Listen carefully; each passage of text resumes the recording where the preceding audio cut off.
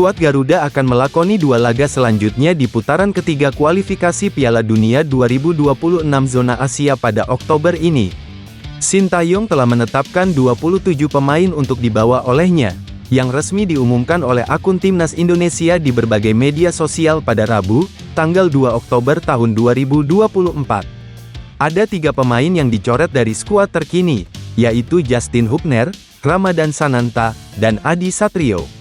Hubner tidak dibawa karena cedera, dan Adi Satrio dicoret karena Coach Shin memutuskan untuk hanya membawa 3 kiper setelah memanggil 4 kiper pada September lalu.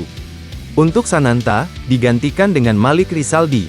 Namun, Sintayong bisa saja mencoret striker lainnya dalam skuad. Hoki Caraka termasuk striker yang dipilih Sintayong untuk dibawa ke Bahrain dan China pada Oktober ini. Setelah pengumuman resmi dirilis pada Rabu, tanggal 2 Oktober tahun 2024, Hoki Caraka mengunggah story terbaru di Instagramnya. Penyerang berusia 20 tahun itu mengindikasikan rasa syukurnya karena masih termasuk dalam skuad yang dipilih oleh Sintayong. Hoki sendiri memang tampil cukup baik dalam sebulan terakhir sejak membela PSS Sleman kembali seusai membela Timnas Indonesia pada September lalu. Sang striker tampil dalam 4 pertandingan untuk Super Elja di Liga 1, 2024, 2025 dan berhasil mencetak 2 gol yang diukirnya dalam 1 laga, yaitu kemenangan 3-1 atas Arema pada tanggal 20 September tahun 2024.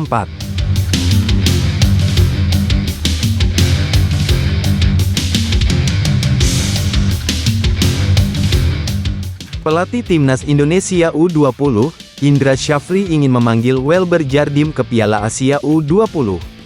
Sebelumnya pemain yang berposisi bek kanan itu absen membela Garuda Muda di kualifikasi Piala Asia U20 2025. Tanpa Welber Jardim, Timnas Indonesia U20 tetap sukses lolos ke Piala Asia U20.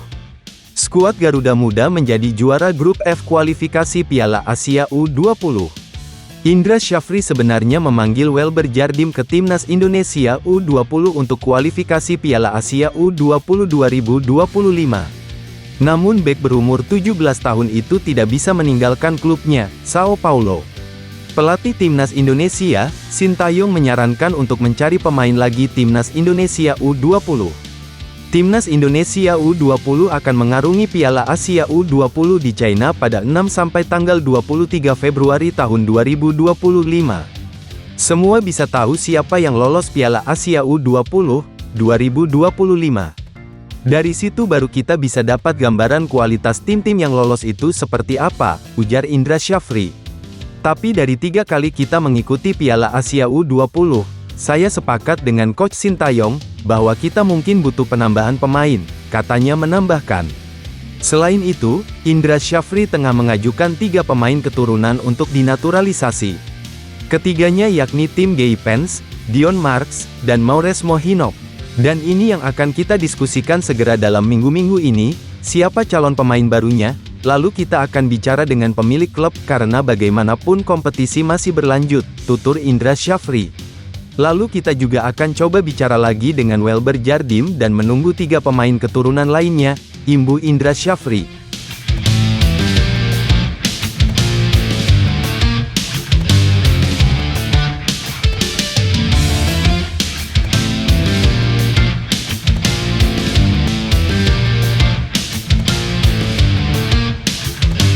Miss Hilges dan Eliano Reijenders resmi menjadi WNI setelah menjalani sumpah pada Senin, tanggal 30 September tahun 2024. Demi segera mempersiapkan kedua pemain ini, tim dari PSSI dan Kemenkumham terbang ke Belgia. Mereka diproyeksikan tersedia saat Timnas Indonesia bertandang ke Bahrain dan China pada lanjutan putaran ketiga kualifikasi Piala Dunia 2026 zona Asia.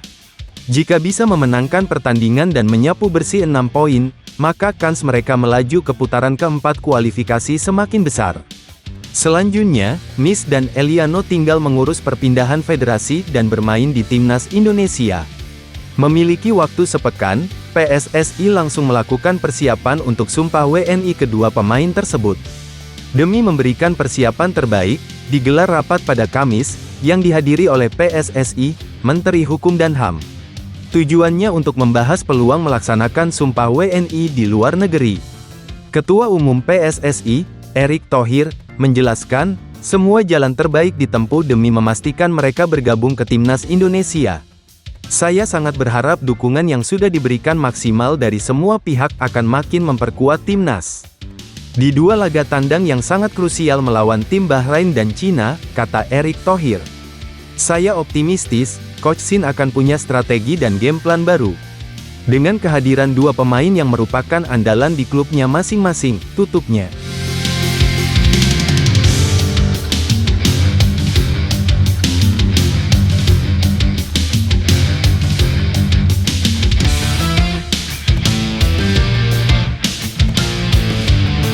Sintayong bersama Timnas Indonesia tengah berjuang untuk lolos ke Piala Dunia 2026.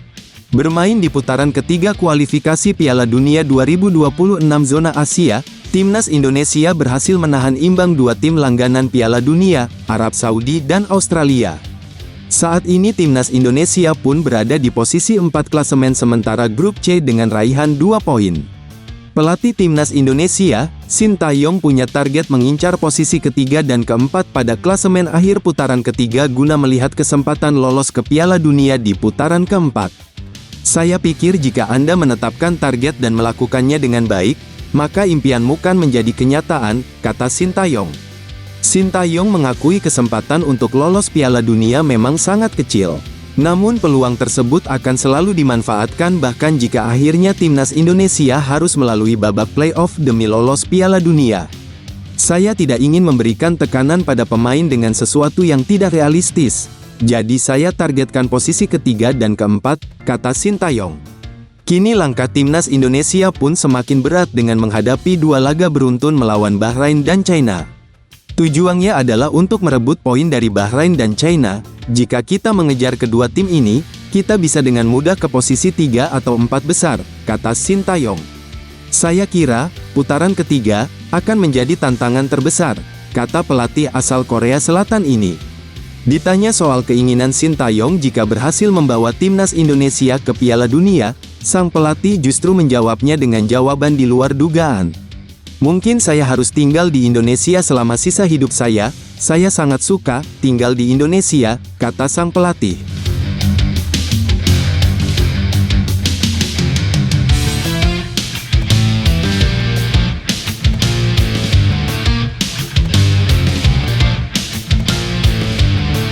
Anggota Komite Eksekutif NOC Indonesia, Hifni Hasan memantik kontroversi soal kebijakan naturalisasi Sintayong bersama Timnas Indonesia. Pernyataan tersebut disampaikan pada acara Jebret Media Award 2024, Kamis, tanggal 26 September tahun 2024. Hifni datang mewakili Ketua Umum NOC Indonesia, Raja Sabta Oktohari yang tidak bisa hadir. Dirinya langsung mengkritik blak-blakan kebijakan naturalisasi di depan pemirsa. Hifni Hasan mengkritik banyaknya pemain naturalisasi Timnas Indonesia usai diasuh oleh Sintayong. Pertama saya mau berbicara tentang Coach Sintayong. Jadi saya orang yang paling keras untuk masalah naturalisasi, kata Hifni Hasan. Saya coba memberitahu kepada beliau, jangan terlalu banyak pemain naturalisasi dibawa ke tubuh sepak bola Indonesia, tambahnya. NOC Indonesia atau Komite Olimpiade Indonesia tanpa menunggu waktu lama langsung menyampaikan klarifikasi. Komite Olimpiade Indonesia mengambil sikap atas kegaduhan yang terjadi usai pernyataan yang dilontarkan anggota Komite Eksekutif, Hifni Hasan di acara Jebret Media Award 2024 pada Kamis, tanggal 26 September tahun 2024, tulis keterangan NOC Indonesia. Pernyataan itu merupakan pernyataan pribadi dan tidak mewakili NOC Indonesia. Walaupun itu pernyataan pribadi, namun yang bersangkutan tidak pantas menyampaikan pendapatnya pada kesempatan tersebut. Karena beliau hadir mewakili Ketua Umum NOC Indonesia, lanjutnya. NOC Indonesia memohon maaf atas tindakan yang bersangkutan terhadap Ketua Umum PSSI beserta jajarannya termasuk pelatih Timnas Indonesia, Sintayong, tulis pernyataan resmi NOC Indonesia. NOC Indonesia senantiasa mendukung PSSI dalam pengelolaan organisasinya. Komite Olimpiade Indonesia akan melakukan langkah-langkah termasuk mengambil tindakan tegas terhadap yang bersangkutan sesuai ketentuan konstitusi organisasi, tambah keterangan tersebut.